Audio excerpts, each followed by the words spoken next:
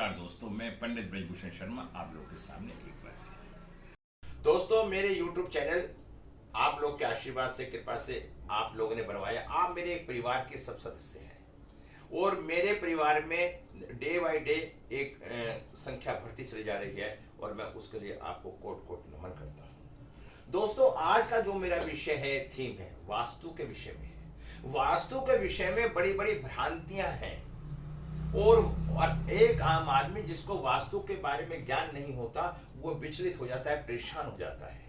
और कभी कभी किसी व्यक्ति के घर में कुंडली के अंदर सब कुछ अच्छा होता है, फिर वो जाता है, ये उसके साथ जो भी घटना घट रही होती है वो अच्छी नहीं घट रही होती, कोई ना कोई दोष होता है। क्योंकि वास्तु दोष भी अपने आप में काम तो 25% करता है, परसेंट चाहे एक ही हो, वो गलत अगर है तो गलती है। तो आज मैं आपको बताना चाह रहा हूं, मैं मेरे यहाँ पे क्लासें भी होती हैं, मैं लोशो गिर पढ़ाता हूं और चाइनीज पत्ती है, और आप लोग के आशीर्वाद से आज मेरे पास 25,000 सब्सक्राइबर और 30,000 मेरे व्यू हुए।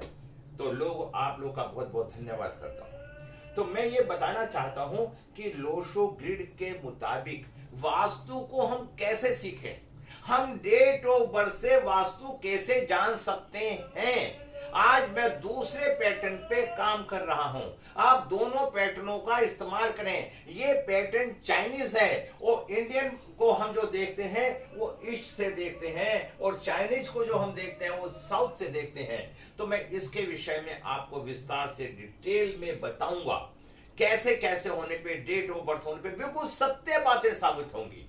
आपके जीवन में जो भी घटना घटती है वो इससे आपको सत्य मालूम होगा। दोस्तों, अब मैं इसके साथ आपको जो बताने के लिए जा रहा हूं, यदि आपका घर में पारिवारिक संबंध अच्छे नहीं है, यदि आपकी शादी नहीं हो रही है, या आप विदेश का सेटलमेंट नहीं हो पा रहा है, या आपने एग्जाम तो पास कर लिया लेकिन इंटरव्यू में नहीं निकल पाए, मेरे पास बहुत सवाल आते हैं, आईएएस का एग्जाम क्लियर कर लिया, 3 बार क्लियर कर लिया, वो बेस तो तैयार हो गया लेकिन इंटरव्यू में फेल हो गई।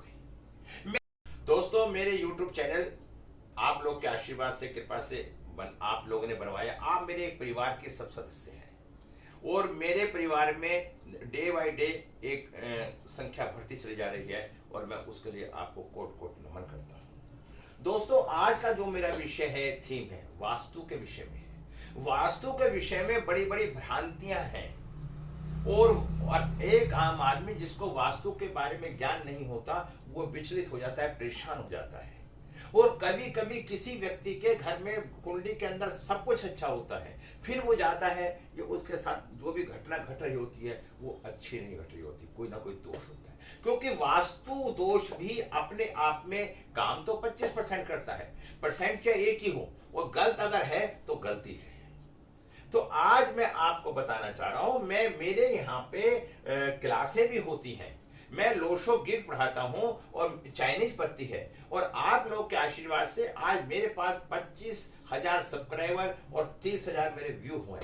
तो आप लोग का बहुत बहुत धन्यवाद करता हूं। तो मैं ये बताना चाहता हूं कि लोशो ग्रिड के मुताबिक वास्तु को हम कैसे सीखें, हम डेट ऑफ बर्थ से वास्तु कैसे जान सकते हैं।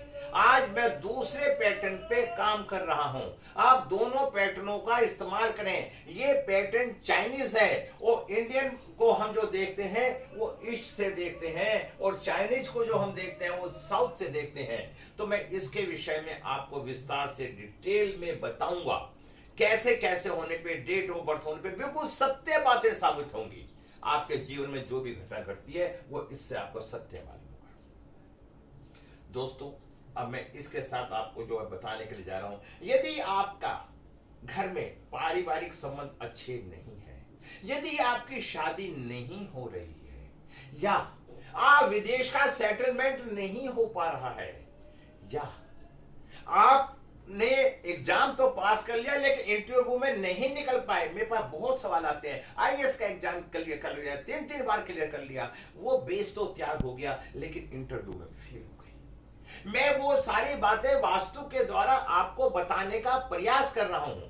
मैं ये भी जानता हूं, जैसे 5 इंग्लिश नहीं होती तो हर व्यक्ति की सोच भी एक नहीं होती, तो मैं ये सब जानता हूं। और जो जिस सोच का व्यक्ति होता है वो चीज उसे अच्छी लगती है। जिसको ये अच्छी लगे वो इसे अपनाए, और जिसे अच्छी ना लगे मैं उसको नमस्कार करता हूं। कमी कभी नहीं निकालनी चाहिए। कमी निकालने वाले इंसान का चंद्रमा खराब होता है, उसका 2 नंबर मिस होता है। उसका नेचर हमेशा दूसरे की बुराइयों को देखने का होता है। जैसे एक मक्खी हमेशा उस जख्म को ढूंढती है जो नंगा जख्म हो, इसी तरह से ऐसे इंसान खाली उस जख्म को देख के बुराई करके अपने को, अपने मन की भावनाओं को ठीक करते हैं। तो अब मैं जो बताने जा रहा हूं आपको, अब हम आते हैं, मैं वो सारी बातें वास्तु के द्वारा आपको बताने का प्रयास कर रहा हूं। मैं ये भी जानता हूं जैसे 5 उंगली नहीं होती तो हर व्यक्ति की सोच भी एक नहीं होती। तो मैं ये सब जानता हूं, और जो जिस सोच का व्यक्ति होता है वो चीज उसे अच्छी लगती है। जिसको ये अच्छी लगे वो इसे अपनाए, और जिसे अच्छी ना लगे मैं उसको नमस्कार करता हूं। कमी कभी नहीं निकालनी चाहिए। कमी निकालने वाले इंसान का चंद्रमा खराब होता है, उसका 2 नंबर मिस होता है। उसका नेचर हमेशा दूसरे की बुराइयों को देखने का होता है। जैसे एक मक्खी हमेशा उस जख्म को ढूंढती है जो नंगा जख्म हो, इसी तरह से ऐसे इंसान खाली उस जख्म को देख के बुराई करके अपने को, अपने मन की भावनाओं को ठीक करते हैं। तो अब मैं जो बताने जा रहा हूं आपको, अब हम आते हैं वास्तु के ऊपर, सीधा चलते हैं, क्योंकि वीडियो लंबी बन जाती है, और जब वीडियो लंबी बन जाती है तो परेशानी आती है। 1-2 भ्रांतियां हैं मैं बताना चाहता हूं। मैं आज आपको खाली 4 नंबर के बारे में बताऊंगा, साउथ ईस्ट के बारे में बताऊंगा।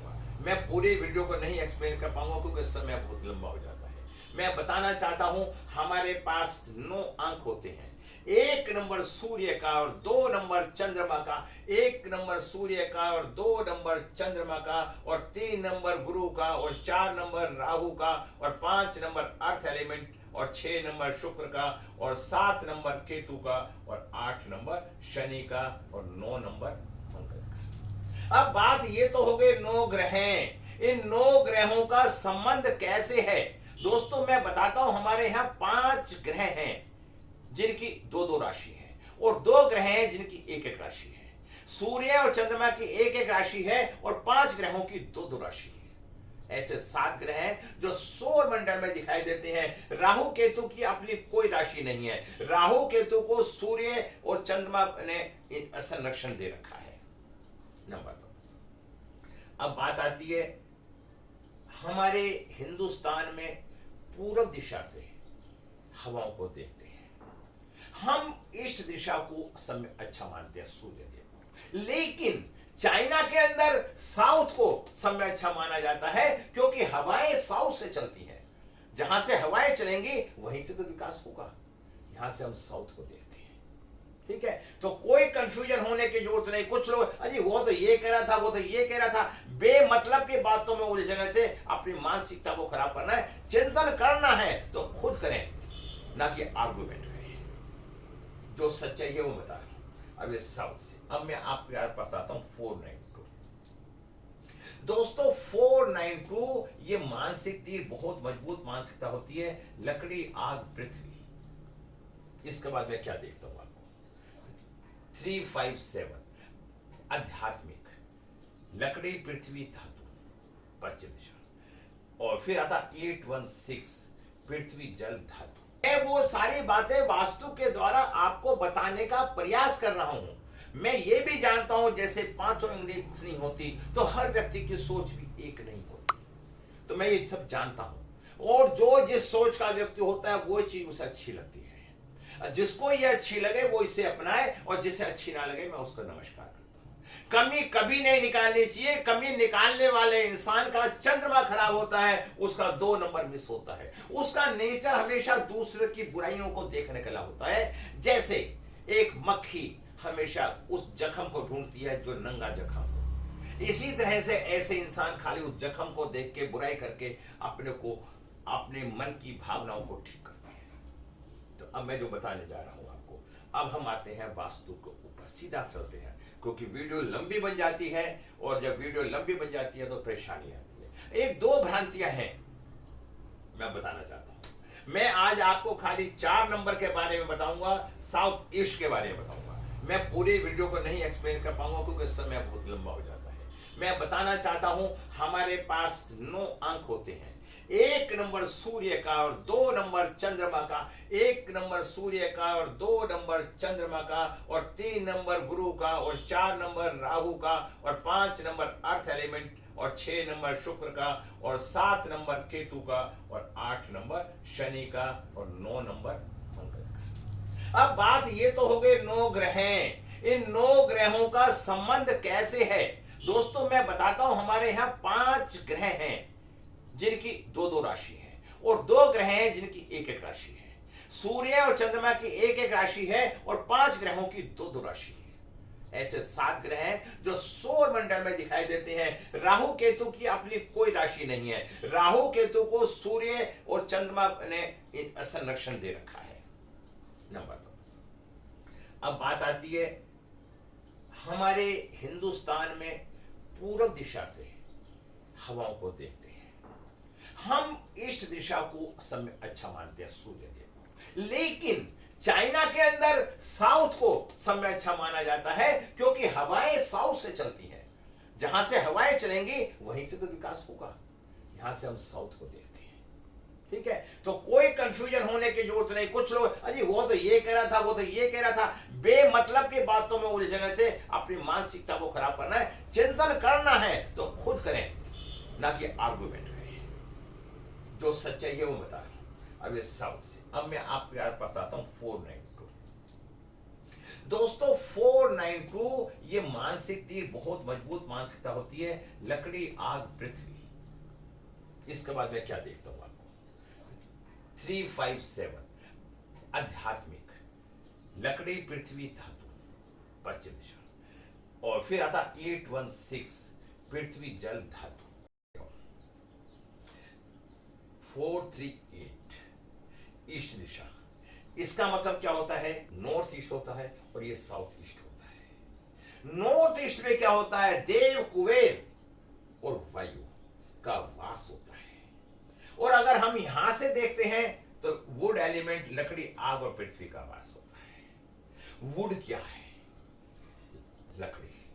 अगर किसी की डेट ऑफ बर्थ में 4 नंबर है, उसका पास क्या क्या चीजें पाई जाएंगी ये मैं आपको बताने का प्रयास करता हूं और आपको बड़े आनंद की प्राप्ति होगी।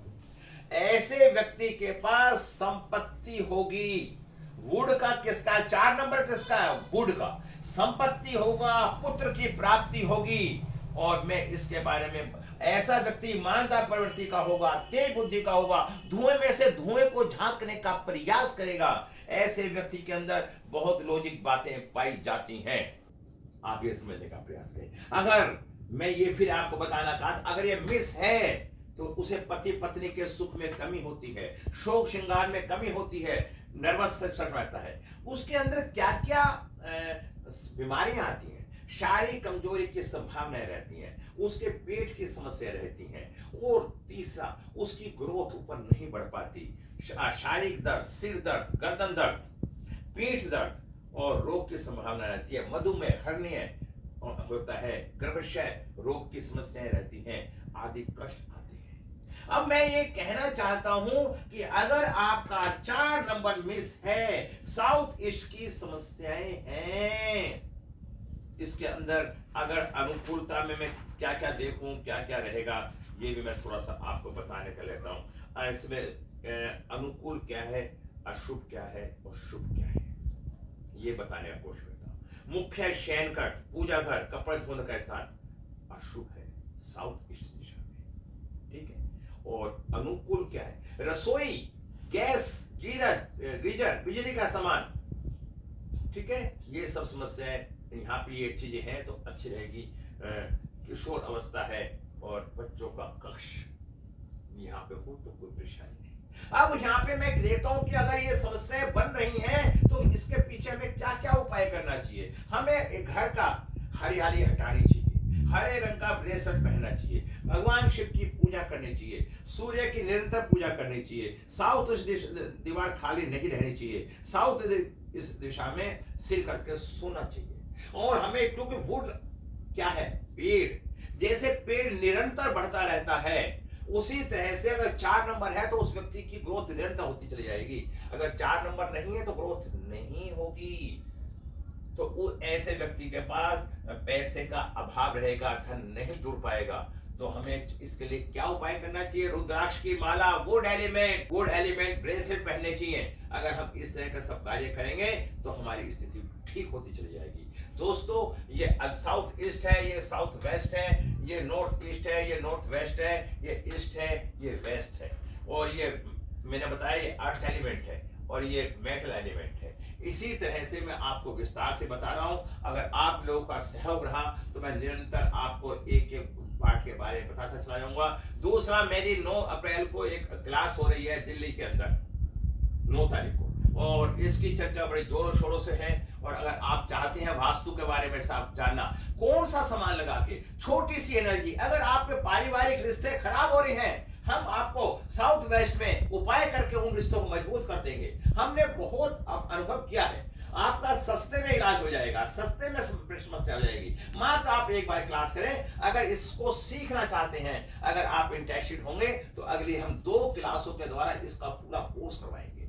अगर आप सीखना चाहते हैं, जो व्यक्ति इस क्लास में आएगा उसे फैसिलिटी प्रोवाइड होगी, उसको अच्छी सुविधाएं मिलेगी, सर्टिफिकेट भी मिलेगा, सुबह का ब्रेकफास्ट भी होगा, लंच भी होगा, शाम की चाय भी होगी। और हमारा ये प्रोग्राम 9 बजे से लेकर शाम को 6 बजे तक रहेगा।